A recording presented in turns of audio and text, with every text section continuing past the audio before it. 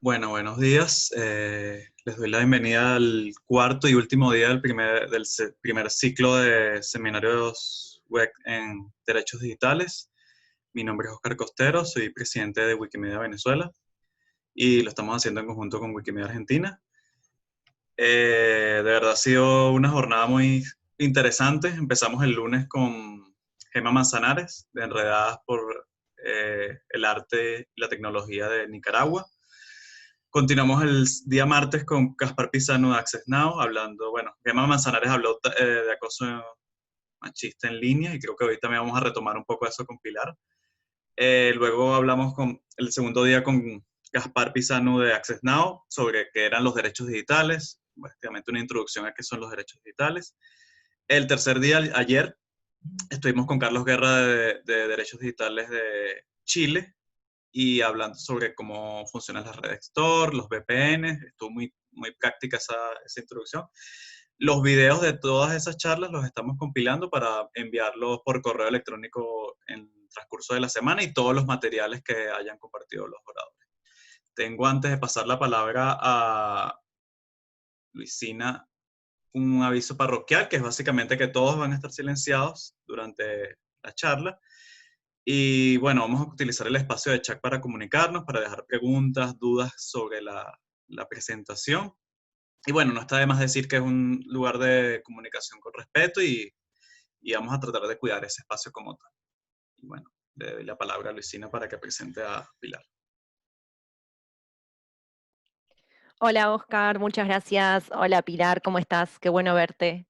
Eh, Me encantaría estar en Bogotá, pero bueno, yo estoy en Buenos Aires.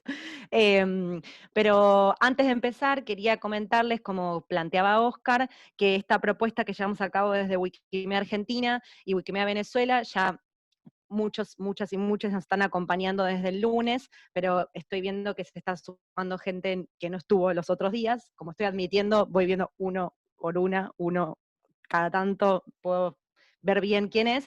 Em, la propuesta sobre hablar de derechos digitales en este contexto, más allá de que sea un contexto donde muchísimas organizaciones lo están haciendo, desde Wikimedia Venezuela y Wikimedia Argentina, y ni hablar de Carisma, que ahora voy a presentar a Pilar, venimos trabajando hace muchísimo tiempo sobre estas temáticas, particularmente sobre el acoso en línea, en diferentes plataformas digitales. Nos parece súper importante que hoy Pilar nos esté acompañando. Pilar también fue ponente en la conferencia de derechos humanos en entornos digitales que hicimos en septiembre del año pasado, es decir, nos hemos encontrado con muchos y muchas colegas que han participado el año pasado de forma presencial en la primera conferencia de derechos humanos que coordinamos con Wikimedia Argentina, así que es un placer volver a presentarla y a tenerla con nosotras y con nosotros, porque, bueno, con Pilar hemos llevado a cabo actividades muy interesantes. Antes de darle la palabra, voy a hacer una breve presentación. Ella desde el 2016, Pilar Sáenz, participa en la construcción del Laboratorio de Privacidad y Seguridad para Ciudadanos de Carisma, el K-Lab, desde donde se realizan análisis no intrusivos de la seguridad y privacidad de páginas web del Estado. Se acompaña a organizaciones de la sociedad civil colombiana para elevar su nivel de sensibilización y mejorar su seguridad digital. Y se provee en evidencia para la incidencia en políticas públicas que hace Fundación Carisma. Es conferencista y tallerista, ha participado en múltiples actividades en ese carácter, tanto a título personal como en representación de Fundación Carisma, en eventos nacionales e internacionales, y también, para dar un detalle, es física, ¿sí? Así que hay un montón de información súper interesante de Pilar, que yo a medida que la fui conociendo me parecía más interesante todavía. Así que Pilar, te cedo la palabra, les recordamos, cualquier pregunta las hacemos por el chat, cualquier comentario la hacemos por el chat, y al cierre de la presentación de Pilar, las retomamos para hacer, digamos, una ronda de preguntas sobre las temáticas que ella estaría compartiendo. Muchísimas gracias por participar. Listo. Pues muchísimas gracias, Luisina y Oscar, por la invitación. Para mí es un placer estar pues reunida con ustedes. Por si acaso, yo también hago parte de Wikimedia Colombia, no lo puse. El capítulo de Wikimedia en Colombia es un capítulo nuevo dentro de los capítulos, si bien ha habido un grupo de interés que ya lleva trabajando muchos años. Entonces así somos muy hermanitos todos acá, wikimedistas de corazón. Y como efectivamente decía Luisina, de lo que pues yo llevo muchísimo tiempo trabajando con Carisma en temas que están relacionados con derechos en medios digitales. La mirada de Carisma es una organización sociedad civil en Colombia que está pues pensando los temas de derechos humanos y de tecnología permanentemente, y una de esas áreas en las que trabajamos efectivamente es la de seguridad y privacidad. Entonces, pues el laboratorio va muy metido en esa línea de trabajo. Y algo que nosotros solemos tener como un elemento que es transversal a todo nuestro quehacer son los temas de género. En particular porque hemos visto que Internet es un espacio donde se pueden ejercer derechos humanos, donde podemos ejercer nuestra libertad de expresión, donde podemos, ahorita quiero hablar de eso un poquito, pero también es un lugar donde recibimos los mismos tipos de violencia que aparecen en el mundo físico de átomos, pues también se trasladan a este otro mundo, y por eso quizás los temas de género son algo que nos interesan particularmente porque vemos la necesidad de estarlo haciendo. Dice Victoria que no puede oír, no sé si el resto sí me está escuchando, yo creería que sí. Listo. Sí. Y les decía a Luisina y a Oscar que yo tengo preparada una presentación que no es más una guía de notas que una presentación realmente, y voy a estar saltando entre diferentes tipos de materiales que quiero mostrarles. Pero ya que, pues, para arrancar en forma, entonces les voy a compartir mi pantalla y les voy a hablar un poquito de la presentación. Por cierto, si en mi cámara aparece mi gato, no se preocupen, que es que él es el dueño de la casa y le encanta estar en videoconferencias también. En la mía puede aparecer mi perra, así que Sí, estamos igual, exacto, o sea, Pilar. cola de gato, y ahí está, o sea, siempre está. Nada, entonces, la idea es hablar sobre pues cuando empezamos a hablar con Luisina, la idea que me decía era, chévere hablar sobre los problemas que tenemos de acoso, de doxing, y poder mirar prácticas y poder mirar técnicas para mejorar nuestra seguridad en línea. Entonces, al final, cuando me decía como, bueno, ¿y cómo vamos a llamar esto? Pues yo le decía como, pues pongámosle este título, esto tampoco es tu culpa. Y la razón de esto no es, esto tampoco es tu culpa, es porque una de estas cosas que siempre pasa cuando hablamos de acoso o cuando hablamos de violencia contra la mujer o contra personas no binarias, población LGBTI, es que siempre le echan la culpa a la víctima. O sea, y yo creo que es algo que siempre nos pasa, y pues no, o sea, en línea eso tampoco es culpa de uno. O sea, y hay muchas cosas en seguridad digital donde se suele culpar es a la persona usuaria de las tecnologías, y no decir que eso también puede ser responsabilidad del Estado, responsabilidad de las empresas, que hay una corresponsabilidad, que hay una responsabilidad compartida.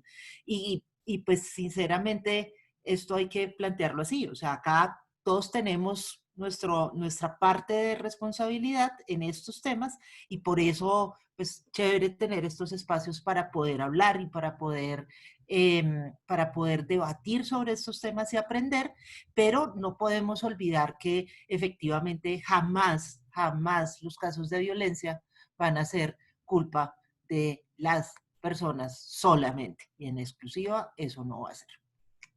Listo. Y entonces, para poder arrancar, pues vamos a hablar de que efectivamente este es un tema de derechos. La idea de hoy es poder hablar alrededor de 3 derechos que me parecen fundamentales, que va a ser la libertad de expresión, el libre desarrollo de la personalidad y la intimidad. ¿Por qué razón empezar hablando sobre esos derechos? Pues porque efectivamente el ejercicio de derechos, en nuestro caso, es lo que nos facilita o lo que nos permite pensar que desde Internet estamos en un espacio donde también vamos a ejercerlos, facilitarlos y donde se deben garantizar. Entonces, y particularmente estos derechos por la siguiente razón. Cuando hablamos de libertad de expresión, dentro de esta libertad de expresión está la posibilidad tanto de expresarnos libremente, pero también de acceder a información para poder generar un criterio y lograr expresarnos. Es un derecho que va en doble vía. Y dentro de esta idea de la libre expresión también está la posibilidad de expresarnos sobre nuestra sexualidad. Y esto es algo fundamental, o sea, está amparado dentro del mismo derecho de libertad de expresión. Entonces, así como yo tengo la posibilidad de abrir Twitter y decir como no estoy de acuerdo con esta política o no estoy de acuerdo con la opinión de esta persona o me parece muy interesante este artículo, léanlo, también debería poder ejercer en Internet la posibilidad de expresarme sexualmente sin que eso constituya un riesgo para mí. Y eso pues vemos que no necesariamente es algo que pasa. El otro derecho que me parece interesante anunciar es el de libertad, el libre desarrollo de la personalidad. Y la idea del libre desarrollo de la personalidad es que uno pueda construir su identidad y su autonomía y que se pueda explorar las posibilidades que tiene para esa construcción de identidad y de autonomía. Y en eso también, otra vez, vuelvo a ligarlo con esa capacidad que vamos a tener para construir nuestra orientación sexual y nuestra identidad de género. Y por esa razón, cuando hablamos desde la perspectiva de derechos, la idea de que podamos ejercer ese derecho al libre desarrollo de la personalidad implica que también tengamos espacios seguros desde los cuales vamos a acceder a información específica sobre orientación sexual, identidad de género y donde podemos expresarnos en esa medida y construirlos. Ahora, esos dos derechos que se vuelven fundamentales, que son fundamentales, no podrían ejercerse si en muchos casos, si no tenemos el derecho a la intimidad. ¿Por qué razón? Porque para muchas personas levantar sus voces y decir que no están de acuerdo con lo que está pasando en sus países puede ser un problema para su seguridad o puede acarrearles consecuencias que no necesariamente son las consecuencias que quieren y pueden tener problemas por eso. Y ya que esto puede suceder, entonces el amparo que tenemos para poder hablar libremente sin que se nos señale y sin que se nos estigmatice y sin que tengamos problemas, es poderlo hacer desde la intimidad, incluso desde el anonimato. Y yo sé que pueden haber personas que digan como no, pero el anonimato lo suelen utilizar mal y lo utilizan para hablar y decir mentiras. Eso puede pasar, pero el anonimato también se utiliza para poder hablar sobre lo que se requiere, para poder hablar sobre, sin que uno necesariamente tenga que tener consecuencias que no son deseadas y sin que uno se ponga en riesgo. Entonces, por eso la idea de vincular la intimidad con la libertad de expresión. Y también es factible vincular la intimidad con el libre desarrollo de la personalidad, porque de todas formas, poder tener un espacio desde el cual yo me expreso, desde el cual busco, exploro y trato de encontrar mecanismos que me faciliten expresar mi ser interno, esto también se facilita desde esta idea de los espacios privados y desde los espacios íntimos. Entonces, estos tres derechos van a ser los que nos van a estar atravesando toda la conversación de hoy. Hay una cosa importante con esto y es que habitualmente nosotros hablamos de este ejercicio de derechos, los hablamos en el mundo fuera de línea, pero los mismos derechos que nosotros tenemos en este mundo de átomos son los mismos derechos que tenemos en el mundo de bits, en el mundo de Internet. Y por tanto, lo que vamos a empezar a tener es que desarrollamos en este nuevo espacio de Internet una serie de herramientas que nos van a ayudar al ejercicio de esos derechos. Y de esas herramientas, en parte, es de lo que queremos empezar a hablar y que ustedes las conozcan mejor. ¿Por qué razón? Porque ese tipo de herramientas nos va a facilitar que nos podamos expresar y acceder a información sin poner en riesgo nuestra privacidad. Y ahora, dicho todo este preámbulo, entonces el primero de los temas del que vamos a estar abordando va a ser el tema de sexting. ¿Por qué razón sexting? Sexting es una forma de expresar y explorar nuestra sexualidad. Y el sexting, a pesar de todos los proyectos que han querido ligarlos con otro tipo de temas, el sexting no es un delito. O sea, la posibilidad de que uno libremente se exprese a través de textos con su pareja, de que hable sobre lo que está sintiendo y deseando y que exprese su deseo, hace parte, de nuevo, de la batería de derechos, No voy a decirlo de otra forma, porque es eso, exactamente. Y por tanto, esa capacidad de poder explorar explorar nuestra sexualidad a través del uso de mensajes, a través del envío de imágenes, hace parte de esta capacidad de expresarnos sexualmente, de lo que les decía que está vinculado con la libertad de expresión. Ahora, para poder hablar de sexting, les voy a mostrar otro recurso, que era lo que les decía que siempre iba a estar haciendo, que está en esta dirección y que es una guía sobre sexting seguro que está en la página de Redes Ayuda, que es otra organización que trabaja sobre estos temas. Y yo decidí que era más fácil para mí simplemente compartir el recurso que ya existe, a copiarlo y volverlo a poner y volverlo a hacer, porque pues no tiene sentido, porque ahí ya está. Y van a ver que es la presentación que ellos tienen sobre sexting, es súper bonita. Es una campaña que se llama Send Nudes, envía desnudos. Y ahí ya la deben estar viendo en línea. Entonces, ¿cuál es el rollo del sexting? El rollo del sexting es que, como les decía, es esta posibilidad de que uno efectivamente pueda expresarse en el ámbito sexual con libertad en medios digitales.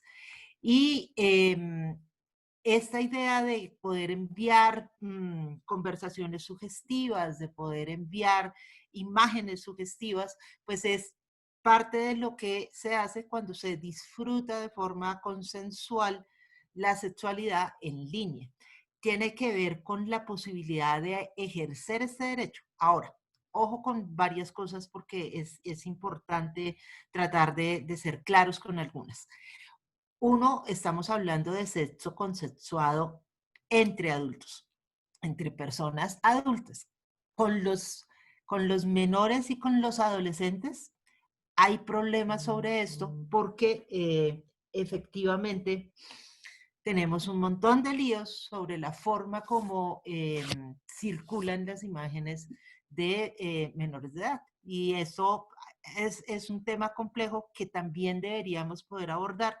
Y sin embargo, de lo que quisiera centrarme es como en esta idea de el sexting dentro de estas características entre personas adultas que consensuadamente lo están ejerciendo, no debería tener lío. ¿Listo? Y me voy a mover en esa línea y no en la prohibitiva. Ahora, lo más importante quizás cuando hablamos de sexting es poder pensar cuáles son las plataformas que estamos utilizando para poder enviar esta información.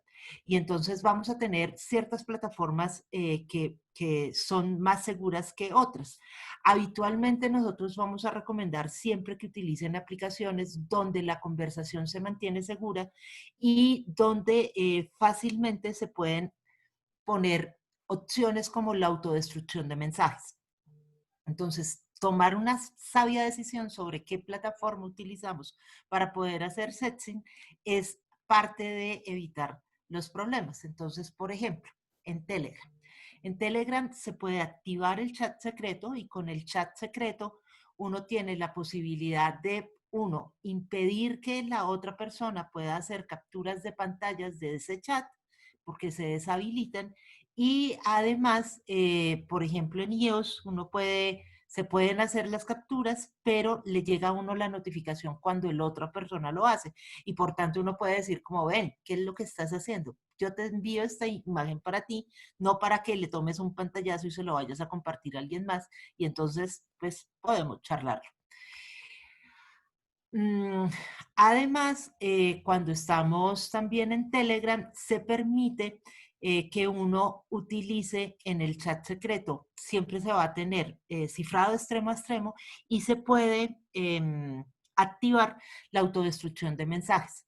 Entonces, la autodestrucción de mensajes es un mecanismo para que los mensajes que se enviaron desaparezcan en un tiempo determinado. Ese tiempo pueden ser 5 segundos, 30 segundos, 1 minuto, media hora, 1 hora, 1 semana. La idea de que esta autodestrucción se coloque es que hay un carácter que es un tanto efímero en las cosas que estamos enviando cuando se habla sobre sexting, y la idea es que esto sea solamente para los ojos de la persona a la cual uno se lo está enviando y que solamente tenga acceso a esa imagen durante un tiempo determinado.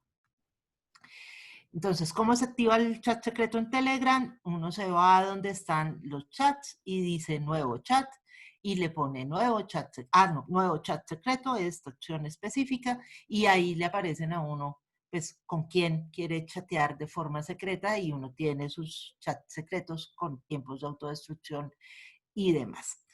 Lo otro que es necesario si uno va a estar utilizando este tipo de aplicaciones para enviar imágenes sugestivas o tener mensajes de sexting, es que es una buena idea poder hacer un bloqueo de la presentación, de la aplicación. La razón de poder hacer el bloqueo es que pues no cualquiera pueda tener acceso a eso desde mi teléfono, cosa de que si se me pierde el teléfono, que eso puede pasar, o me lo roban, pues independientemente de que eso haya sucedido, una tercera persona no pueda entrar a la información que tengo ahí y eventualmente ver estos mensajes que yo estuve enviando. La otra aplicación que nosotros recomendamos para poder hacer sexting es Signal. ¿Por qué razón? Porque Signal de antemano tiene todas estas opciones que les contaba que tiene también Telegram, pero además hay una muy particular que a mí me ha parecido muy interesante, que la tienen muy recientemente, y es que el que abre el mensaje solamente lo pueda ver una vez. Y esto es poner mensajes que limitar la visión de los mensajes a solamente una vez. Es una funcionalidad muy reciente, pero a mí me parece de esas funcionalidades súper interesantes que tiene Signal. En Signal, como les decía, todos los mensajes que uno está enviando están cifrados de extremo a extremo, entonces son el equivalente al chat secreto de Telegram. Entonces todos los mensajes en Signal son como si fueran secretos, y uno puede muy fácilmente poner la desaparición de mensajes y hacer lo que les decía ahorita. Entonces decir como quiero que esto solamente esté visible durante 30 segundos o durante 1 minuto o durante 10 segundos, durante 1 hora, durante un día, durante una semana. Y una vez que uno ha puesto esta desaparición de mensajes, entonces lo que va a ir pasando es que se van borrando los que están ahí. Además de esto, Signal permite que uno haga los bloqueos de pantalla y que mantenga seguridad de la pantalla, y esto es que cuando uno pasa entre aplicaciones en el celular, no se muestren los mensajes que se están viendo, sino que se mantengan incluso restringidos para que nadie los pueda revisar. Y cerrando este tema de sexting, una recomendación importante, y es que las redes sociales como Twitter, Facebook o Instagram no están hechas para compartir este tipo de imágenes, particularmente Facebook o Instagram. Entonces uno tendría que tener mucho cuidado con esto. Twitter permite más fácilmente la divulgación de desnudos, pero acuérdense que Twitter, a menos de que uno lo tenga cerrado y privado, pues la circulación de estas imágenes que uno está colocando, de los mensajes que tienen ahí, tiene un carácter bastante público. Entonces, por favor, en Twitter, en Facebook, en Instagram, no es una buena idea compartir este tipo de imágenes, ni siquiera por mensajes privados, porque es muy fácil sacarlos de ahí. Uno no puede tener fácilmente control como se hace con las otras. Ahora, Cecilia Carrizo nos está preguntando que qué sucede con WhatsApp, si eso no es recomendable para Sesti. Y creo que esta es una buena pregunta, porque la razón por la cual nosotros no lo tenemos acá puesto, y de hecho generalmente no van a ver hablando de WhatsApp, es precisamente esto. Lo que pasa es que WhatsApp no es tan, no voy a decir seguro para enviar imágenes, quizás es el mejor término. WhatsApp tiene cifrado de extremo a extremo. Es bastante seguro en la forma como está enviando y recibiendo los mensajes, pero WhatsApp pertenece a Facebook y por tanto comparte los metadatos, que son estas pequeñas otras información sobre la conexión y sobre a quienes les está enviando uno mensajes. Esos sí los guarda en su servidor y los utiliza activamente. Esto es lo que hace que muchas veces cuando nosotros tenemos que utilizar WhatsApp con alguien que no conocemos, por la razón que sea, o sea, le está haciendo a uno un servicio, le está trayendo a uno un domicilio, una persona, y por alguna razón lo contactas por WhatsApp o hiciste una compra y después te aparece esa persona como es posible que conozcas a esta persona en Facebook, agrégala. Y eso es un problema de seguridad, porque uno no necesariamente quiere que esa información de yo estuve en esta transacción con esta persona o estuve en esta conversación con esta persona en WhatsApp se vuelva un tema que también transite a esa persona debería ser tu amiga en Facebook, y entonces que se le pase información tuya como cuál es tu perfil de Facebook a esa persona. Entonces por eso WhatsApp no es tan chévere. Y la otra razón por la cual nosotros no aconsejamos WhatsApp es porque no permite borrar las imágenes y plantear esta idea de la autodestrucción de esas imágenes. Entonces hay mucho menos control sobre el tiempo en que esas imágenes o esos textos pueden vivir en la aplicación. Entonces, ya que tenemos menos control, es algo que no nos gusta. Recomendaciones generales en Sesting, por favor no envíen su cara.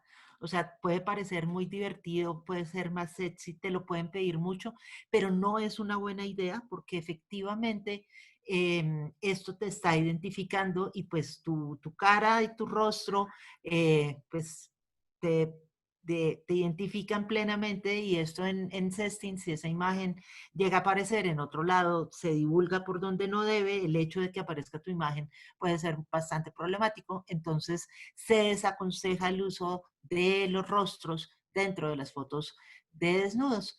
Y esto se extiende a otros aspectos que te puedan identificar, incluyendo tatuajes o marcas, y también a algunos aspectos del fondo de la casa. Entonces, si esos espacios te identifican plenamente, pues lo mejor es poder hacer o cambiar los fondos o difuminarlos. Entonces, sí, por favor, no imágenes, no mandar la carita bebé, eso no va a pasar. Y de guardar tus desnudos, la idea es tratar de no hacerlo. ¿Por qué razón? Porque guardar imágenes de desnudos puede ser problemático de nuevo si se pierden los equipos, si alguien puede acceder a ellas, porque hay un mayor riesgo de exposición. Si se llegaran a guardar, tendrían que estar en algún lugar bajo unas medidas de control mucho más estrictas, por ejemplo, la utilización de cifrados o de carpetas absolutamente privadas con claves para acceder a ellas. Y de todas formas, no es tan aconsejable. ¿Listo? Lo otro que es interesante es que uno utilice marcas de agua o que utilice emoticones o símbolos específicos para identificar que ese nudo que uno está enviando es el de uno. Y así es más fácil tratar de entender en qué momento, si se pierde, si termina en redes, si se difunde, quién era el que tenía la responsabilidad de mantenerlo seguro y poder tener esa conversación incómoda de, oye, ¿qué pasó con esta imagen que yo te envié que terminó en redes sociales o que terminó distribuida donde no debía? Listo. Y este es el recordatorio simple de, por favor, asegúrense de que esto sigue siendo consensuado. O sea, que esa otra persona quiere recibir esos desnudos tuyos. No envíen imágenes o mensajes sexuales a gente que no lo desea. Por favor, fotovergas, no. Fotos desnudes, no. Si no se han pedido, no. Y pues asegúrense de que esto siempre sigue siendo consensuado. Estas cosas de que los derechos que teníamos en Internet siguen siendo, en el mundo físico son los mismos que tenemos en Internet, también se valen para el sexo. Y pues estas son las redes de redes ayuda, que es la presentación que estoy utilizando en este momento. Y esto es lo que tenía que decirles sobre SESTIN. Ahora vamos a pasar muy rápidamente a hablar sobre el otro de los temas que teníamos pendientes, que era poder hablar sobre toxina. Entonces, estamos acá.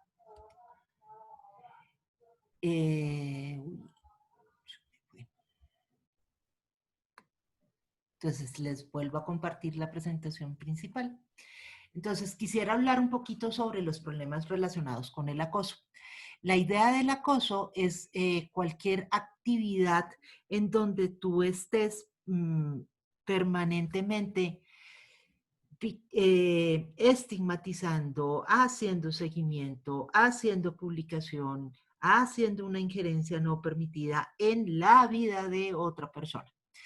Y una de las cosas quizás más complicadas sobre los problemas de acoso tiene que ver con algo que se deriva si uno hace mal uso de estas técnicas que les decía sobre SESTIN, y es la divulgación no consentida de imágenes personales. En particular, ahorita les quiero mostrar este sitio web que es el de Acoso Online, donde hay recursos para los diferentes países de la región. Ahí se incluye Venezuela, se incluye Argentina, se incluye Colombia, con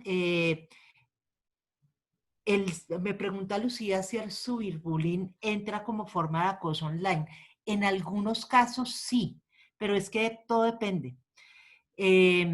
Porque bullying bullying puede haber de muchas formas y no necesariamente todos constituyen acoso en línea, pero algunos casos, los que tienen que ver con el manejo de las imágenes de las mujeres particularmente, o cuando se hacen de forma repetitiva en contra de una persona por su condición, podrían constituirse una forma de acoso. Ahora, ¿qué se debe hacer frente al acoso?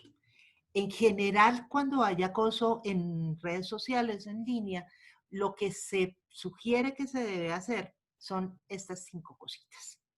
Lo primero es siempre reportar el caso en las plataformas de Internet. ¿Por qué razón? Porque las plataformas tienen una corresponsabilidad. Yo les contaba al comienzo de que esto de echarle la culpa a la víctima está muy mal y que por tanto también debe haber una responsabilidad en estos casos para atenderlos por parte de las plataformas.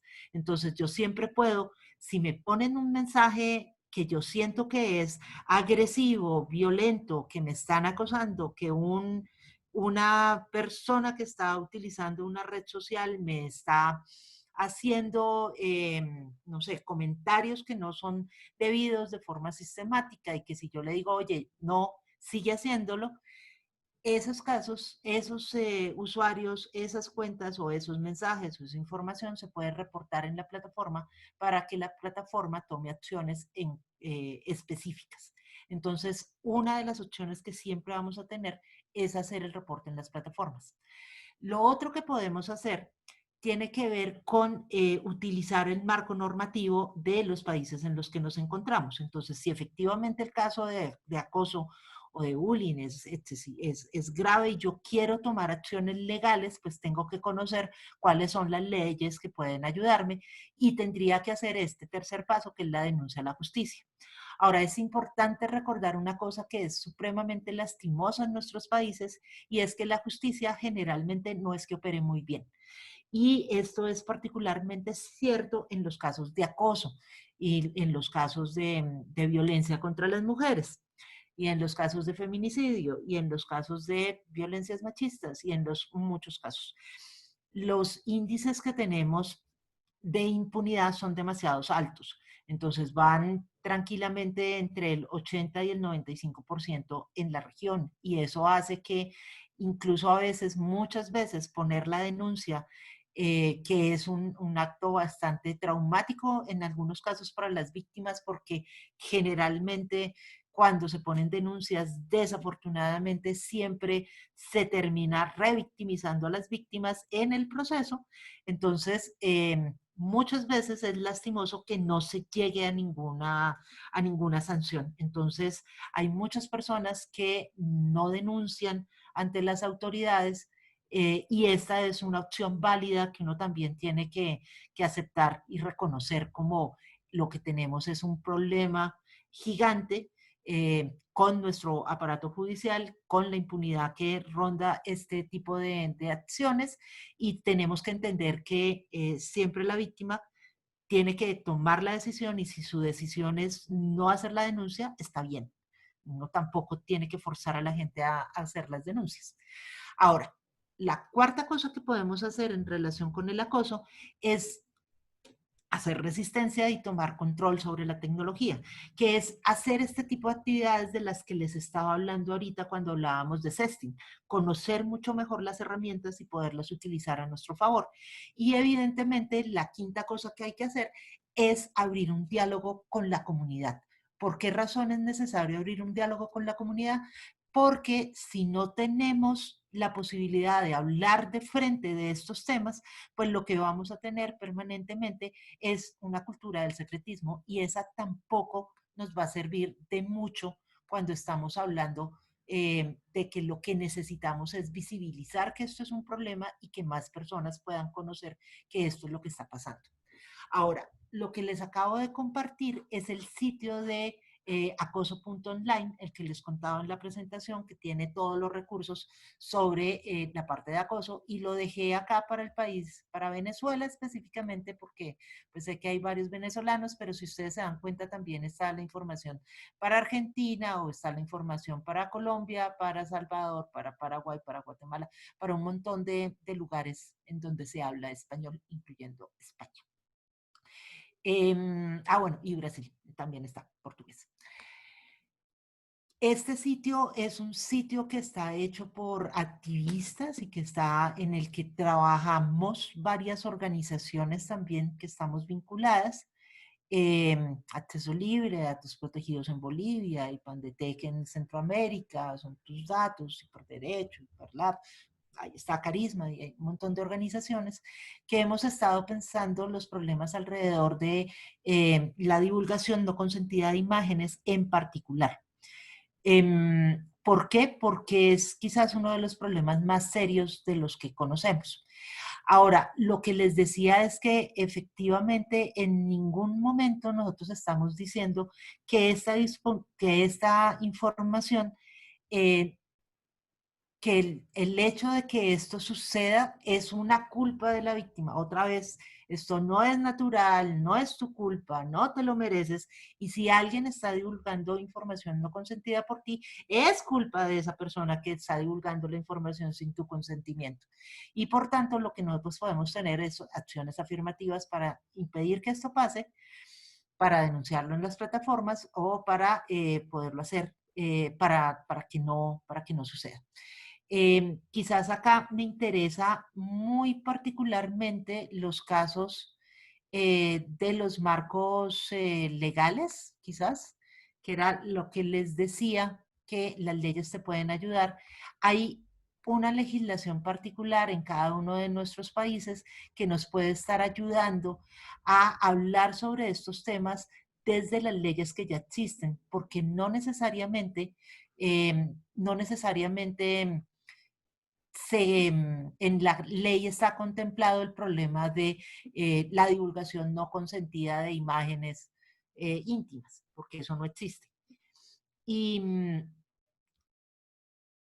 poder conocer qué tipo de normas son las que nos permiten a nosotros hablar como, mire, no, o sea, digamos, en Argentina no se puede hacer capturar y almacenar material sin el consentimiento de las personas. O que en Venezuela, y acá voy a volver a cambiar a Venezuela, estaba Venezuela, Venezuela. Por ejemplo, en Venezuela, en términos de la parte legal, también hay una normativa diferente que tiene que ver con otro tipo de ámbitos y hay un montón de sanciones penales, por ejemplo, sobre la captura de almacenamiento de material no consentido, particularmente si se trata de menores de edad. Entonces, tener estas herramientas creo que ayuda a que podamos entender que sí hay forma de poner denuncias, que sí hay una normatividad que de alguna manera se puede utilizar para hablar de este tema. Y acá también va a ser importante algo que está diciendo Lucía, y es que en muchos casos se dejan muy solas a las víctimas y que por eso es necesario hablar, que es esto del hablar el diálogo con las comunidades. Creo que es importante rodear a las víctimas, creo que es importante decirles que ellas no tienen la culpa otra vez y que lo que hicieron no está mal, sino que el que está haciendo las acciones mal es la otra persona que está divulgando estas imágenes y apoyarlas en las decisiones que tomen, apoyarlas con las plataformas, apoyarlas con las denuncias si las van a hacer y sobre todo acompañarlas a hablar del tema. Quizás eso es lo más importante.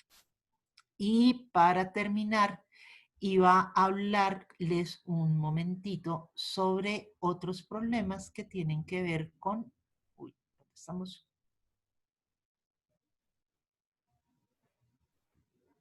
Creo que acabo de hacer algo que no debía hacer. ¿Qué te pasó? No, que cerré la presentación. Así Ah, de... no te preocupes. Estamos bien de tiempo, eh, así que hasta podés equivocarte con eso. hasta me puedo equivocar con eso. Sí, no, sé que vamos medianamente justos, pero... No, está re bien y aparte estás tomando las preguntas, así que mejor. Ok, vale, listo. Sí, cerré la página cuando la dejé de compartir, la cerré. Esas cosas que hace uno a veces. Listo, entonces les contaba que estábamos, que de lo otro de lo que quería hablarles era sobre los problemas que están relacionados con bueno, entonces ya con el doxing. Entonces les contaba esto sobre acoso, que es necesario siempre reportar en las plataformas, eso siempre es necesario. Y quizás una cosa que no dije antes, entonces me voy a tomar un tris la palabra de lo que está diciendo Luisina, ya que voy bien de tiempo, es que una de esas cosas que uno jamás piensa hacer, pero que se puede hacer, es hacer bloqueos o hacer reportes en las plataformas de mensajería de texto. Como lo que les estaba diciendo es que, por ejemplo, uno recomienda la utilización para sexting de Telegram o de Signal, pues resulta que también pues, puede haber acoso por estas plataformas. Y esas plataformas también tienen mecanismos por los cuales uno puede reportar los grupos o pueden reportar los contactos que están teniendo acciones que no son lícitas según las normas de estos sitios o que lo están violentando a uno. Entonces, es factible hacer reportes de los chats de grupo o de los contactos en WhatsApp, en Telegram, y es posible bloquear números de teléfono que están en un determinado contacto o en un grupo en Signal. Y esto es importante también tenerlo en cuenta, o sea, no es solamente esas otras plataformas, sino también esto. Nos cuenta Cielcito, que ellos, que en Bolivia tienen una normativa contra la divulgación no consentida, que ellos son parte de un colectivo que acompaña a mujeres denunciantes y efectivamente también tienen una guía de ciberbrigadistas. Entonces me alegra mucho que compartas esta información porque efectivamente eso es lo que hemos estado haciendo muchos. Estamos cada vez hablando más del tema, poniendo material para otras mujeres, no dejándolas solas, volviendo a recordar que estos temas son importantes. Entonces, gracias. Ahora, una cosa importante que tenemos que pensar cuando estamos hablando de los casos de acoso, cuando estamos hablando en general de violencias en línea, es que si bien nuestro primer impulso es borrar, esta no es una buena práctica porque vamos a necesitar evidencias. Entonces, lo que vamos a tener que empezar a hacer es conservar esas evidencias antes de borrar el material, tomar los pantallazos donde claramente se vea la hora, donde se vea la dirección desde donde está, donde quede clarísimo qué es lo que está pasando y respaldar esa evidencia porque además tenemos que tener esto en lugares que sean seguros. Entonces se debe conservar la evidencia, se debe respaldar la evidencia antes de borrarla, si bien lo primero que uno quiere es desaparecerla de la faz de la tierra. ¿Por qué razón? Porque si no tenemos evidencia, es imposible que después podamos hacer una denuncia si lo queremos hacer o que se pueda hacer un seguimiento de qué fue lo que pasó. De hecho, en algunos casos también es necesario, por ejemplo, poder guardar cuál fue el nombre y la identificación del perfil ante la plataforma que está haciendo, por ejemplo, unos ataques para poder denunciar específicamente a los usuarios que son violentos, que son agresivos o que son abusivos. Y entonces acá esto de las leyes específicas, este era para el caso de Venezuela. Y ahora sí, hablemos de doxing los últimos 10 minutitos. Entonces, ¿qué es el doxing? El doxing es una práctica en Internet que permite que se centra alrededor de la idea de la investigación y publicación de información privada o identificante sobre un individuo. Entonces, esto es buscar los datos personales de una persona, buscar su identidad, buscar sus números de teléfono, su dirección física, dónde está trabajando, buscar información sobre su pareja, sobre sus hábitos, sobre la familia, imágenes personales, adecuadas o no adecuadas, no importa. Lo importante es como que en esta práctica de doxing lo que se termina revelando información personal de una persona, valga la redundancia, no debería estar tan públicamente expuesta. Ahora, ¿por qué se suele hacer esto? En general, esto es un problema en muchos casos que está relacionado con la posibilidad de vigilar, acosar, robar la identidad o ganar dinero de las otras personas. Cuando el doxing está asociado con esto, es claramente ilegal. A veces simplemente está asociado con la necesidad de burlarse de la otra persona y poner esta información en línea para que otra gente se burle, o simplemente para ganarse la fama de yo fui quien publicó la foto de este famoso que no estaba en línea y que yo la encontré y por favor mándenme muchos corazoncitos y retweets a esta publicación y uno no se da cuenta que al hacer eso está poniendo en riesgo la intimidad de la otra persona. Entonces, en general el doxing no siempre es ilegal, pero sí es bastante poco ético. Ahora, ¿cómo se puede evitar cuando hablamos de que esto sucede? Y evidentemente acá volvemos al rollo de la corresponsabilidad. En los casos de doxing es importante empezar a ser muchísimo más cuidadosos con la información que estamos publicando. Y esta información que publicamos en algunos casos también es información que no necesariamente sabemos que estamos publicando. Y con eso me quiero referir, por ejemplo, a los problemas sobre los metadatos. Uno de los metadatos más importantes, y quienes estuvieron en la charla ayer con Carlos, creo que debieron hablarlos, es la dirección desde la cual uno está navegando, que es la identificación de la dirección IP. Y para eso, una de las cosas que se sugiere hacer es poder hacer para evitar que esa huella también quede, es hacer navegación de forma anónima utilizando redes virtuales privadas, las VPNs, o utilizando la red de Tor. Entonces, esto es simplemente para reforzarles esa cosa maravillosa que debieron ver ayer, que tiene que ver con navegar de forma anónima. Esto es una de esas prácticas que ayuda a evitar un poquito el doxing. Ahora, lo otro que pueden hacer es usar cuentas y nombres de usuario diferentes para diferentes cuentas y propósitos. Y entonces eso es, si yo en la misma red, en el mismo correo y en absolutamente todo me identifico de la misma forma, es muy fácil poder hacer conexiones entre la información que tengan diferentes perfiles. Entonces es una buena práctica que uno pueda variarlos entre algunos.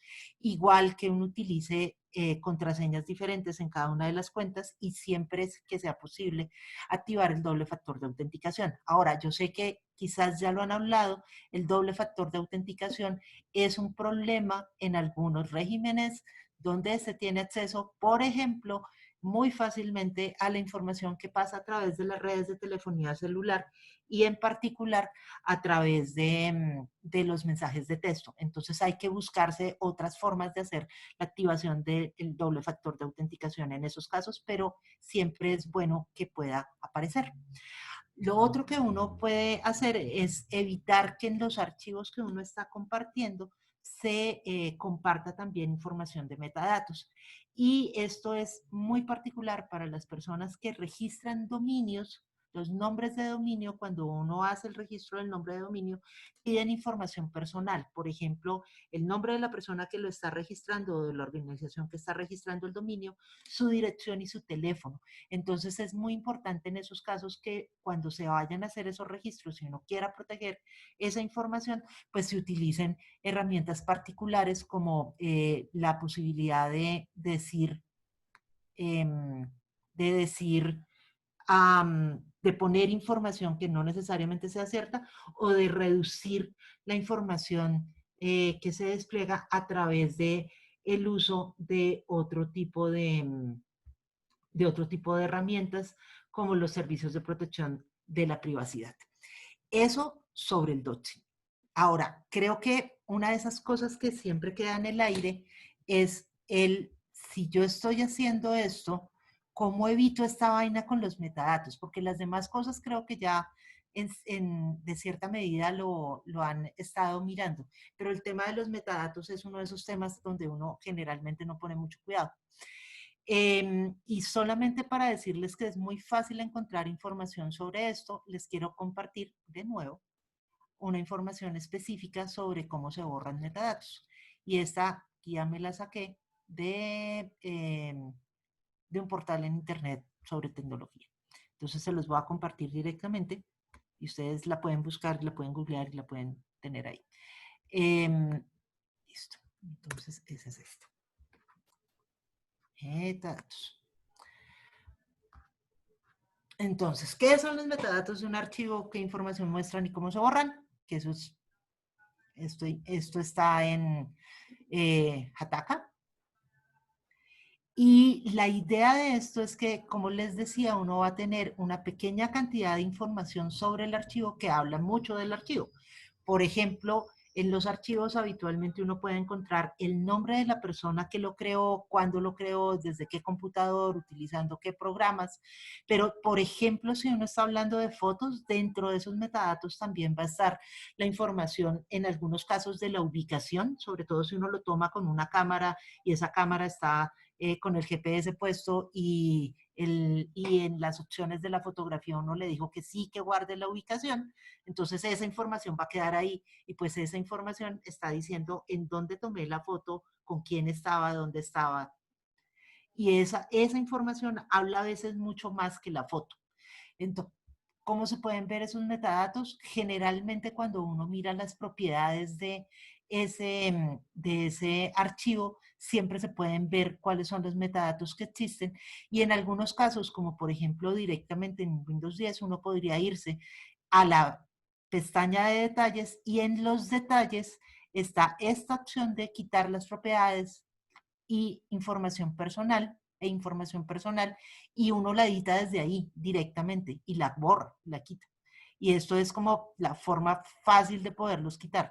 ¿Qué se puede quitar? Título, asunto, etiquetas, categorías, comentarios, autores, guardado. Y este tipo de herramientas pues te facilitan hacerlo. Lo otro que uno puede utilizar es, si están utilizando Microsoft Office, uno puede también dentro de Word, dentro de Excel, dentro de esas, en la plataforma de ofimática, también en la parte donde está la inspección del documento, ver dónde se puede encontrar cuál es el tipo de información que se está guardando de metadatos en el documento y quitarla y cambiarla. Entonces, esta es una invitación a poderlo hacer. Lo otro que se puede hacer en algunos casos es también borrar específicamente los metadatos que están en una foto. Cuando se van a quitar de las fotos, entonces es lo mismo. Uno se va a ese mismo menú de propiedades de la foto, quitar las propiedades de información personal y empiezas a decir como, bueno, sí guarde la información sobre la cámara que se tuvo y la saturación, la profundidad, la fuente de la luz, lo que tú quieras, pero no me guarde los datos de la latitud y longitud del GPS con el cual están asociados, o no me guarde los datos del tipo específico de cámara con el cual lo tomé, porque eso también puede hablar sobre qué dispositivos tengo yo en mi poder. Igual que en el caso anterior que les mostraba con los archivos, en las fotos en Windows uno también lo puede borrar. Entonces, como que estos son métodos muy sencillos de empezar a borrar ese tipo de metadatos. Y creo que con eso podemos Genial. estar Tengo dos preguntas terminando. que Ajá, eran largas en el chat, así que sí, te las las vi. retomo. Y Oscar también tiene dos preguntas para hacerte. Antes que ¿Listo? nada, agradecerte un montón, Pilar, porque estás dando información súper valiosa y necesaria, y es una buena manera también de generar redes de autodefensa, lo cual, con lo que arrancamos estos webinars y también los estamos cerrando en esa lógica. Así Ujú. que te hago la pregunta que hace Alfredo. eh, la pregunta es, bueno, hace un comentario también, ¿no? Pero dice, excelente presentación de Pilar, quería saber si conocen casos de difusión de material íntimo no consentido en la TAM, donde hayan realizado adelante procesos penales con acompañamiento de organización, y cómo ha sido la experiencia ya en el ambiente judicial. ¿Qué Listo. barreras han encontrado? ¿Qué tiempo ha tomado el proceso hasta la sentencia? ¿Y cuánto es el costo que tienen estos casos hasta su culminación? Esa es la primera pregunta, que tiene un montón de preguntas adentro. Vos Sí, fíjate cómo podés abordarla. Eh, Me tapé porque tengo a la perra mordiéndome la mano, así que solamente escuchan mi voz. no te preocupes. Y Juan Carlos, que aprovecha a darle un saludo muy grande, que lo extraño, plantea, Pilar, ¿tienes información sobre el Scratch? ¿Algún sitio confiable para consultar? Esas son las dos preguntas que quedaron durante tu presentación. Listo. Le paso la palabra Entonces, a Oscar ahí, igual. bueno, dale Oscar mientras Ya, yo estoy podés buscando organizarte. específicamente acá algo, porque es que nunca me acuerdo del nombre de la ley en México. Sí, mira, esto es sobre el doxing. ¿Qué sucede en aquellos, en la plataforma YouTube, sobre todo, con un video? Esto es un caso real, un video que se ha tratado nada, de hacer el flag de que está violando el doxing, o sea, está revelando información privada, pero consecuentemente la plataforma YouTube rechaza esa solicitud para, para eliminarlo. El video eh, coloca información privada de la persona. Se han hecho como, no sé, incontables, pero se han hecho varias solicitudes y la plataforma es como que, o sea, que esas serían esos casos, o sea, tendrías que ir capaz a otro sitio web y ir a Google como tal, mandar una carta, entrar en temas de justicia, ¿cómo sería? Listo. Entonces, me voy con la primera porque ya la logré encontrar. Entonces, frente a la pregunta de si habían casos legales, si se han llevado con organizaciones y demás, quizás el caso más importante en la región, se los voy a compartir de nuevo acá para que vean que no estoy echando carreta. El caso más importante en la región es la ley Olimpia, que es en México. En México, una mujer que sufrió la divulgación no consentida de sus imágenes llevó el caso a los estrados judiciales y lo ganó. Y siguió molestando tanto con el hecho que armó una organización que es el Frente Nacional para la Sororidad, y a partir de esa organización se pelearon que fuera ley, que efectivamente fuera un delito la divulgación no consentida de imágenes. Y efectivamente lo lograron. O sea, acá esta es una noticia de diciembre de 2019, la Ciudad de México se convirtió en la entidad número 16 del país en tipificar la violencia digital como delito. Y ellos se la ganaron, o sea, efectivamente la han hecho, y la ley tiene el nombre de Olimpia porque ella fue la que arrancó, y la arrancó diciendo como: ustedes quieren volverme a mí, quieren humillarme públicamente, quieren divulgar información mía, porque el exnovio le publicó unas fotografías para humillarla, pues no lo va a poder hacer. Lo que yo voy a hacer es volverme la cara visible de esta pelea, y pues sí, voy a estar públicamente expuesta, pero voy a estar públicamente expuesta porque yo lo decido así, y voy a hacer de esta una discusión nacional. Y lo logró. O sea, a mí me parece de los casos más interesantes de la región. Ahora, ¿ha habido otros casos en la región? Sí, no los conozco todos. Nosotros habitualmente, Carisma no litigia, entonces para nosotros los casos de litigios están un poco lejos. Pero sí acompañamos algunas organizaciones y tenemos conocimientos de algunos casos que se están poniendo ante la ley. Lo que les decía al comienzo de la presentación, los juicios en los casos cuando se hace la denuncia penal y todo este rollo es supremamente complicado porque en muchos casos se termina en impunidad, y son juicios largos que pueden tomar 2 o 3 años, o por ahí pasa la cuenta, donde habitualmente se tratan de hacer acuerdos que sean privados antes de llegar al estrado judicial, o que los casos no se hagan públicos. Entonces están rodeados de muchos líos. Pero pues si la decisión de las víctimas es hacer la denuncia y presentar, pues hay organizaciones que se encargan de acompañarlas, apoyarlas en estos casos a las víctimas. No sé si con eso saldamos esa pregunta. La segunda, que tenía que ver con el scratching, yo no hablé sobre scratching porque scratching me parece una práctica que es bastante problemática. Entonces, el scratching habitualmente es cuando uno divulga la información de una persona, o sea, está haciendo doxing, pero además se hace el meeting al frente de la casa de esta persona, y se le bloquea su existencia.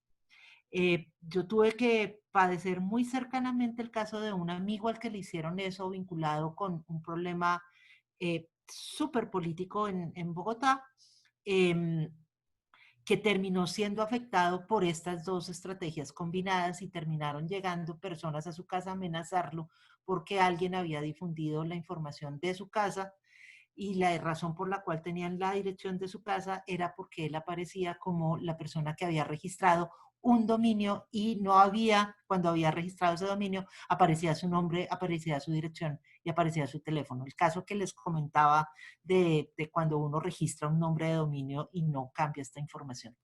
El caso se terminó por resolver porque pues había como una instancia también judicial asociada con todo este evento, y él está bien, pero fue bastante doloroso, y muy intimidante esto de que pues alguien te llegue a la puerta de tu casa a preguntar por ti porque tú supuestamente hiciste algo mal, y te quieran pedir cuentas al respecto. Entonces el scratching es bastante problemático.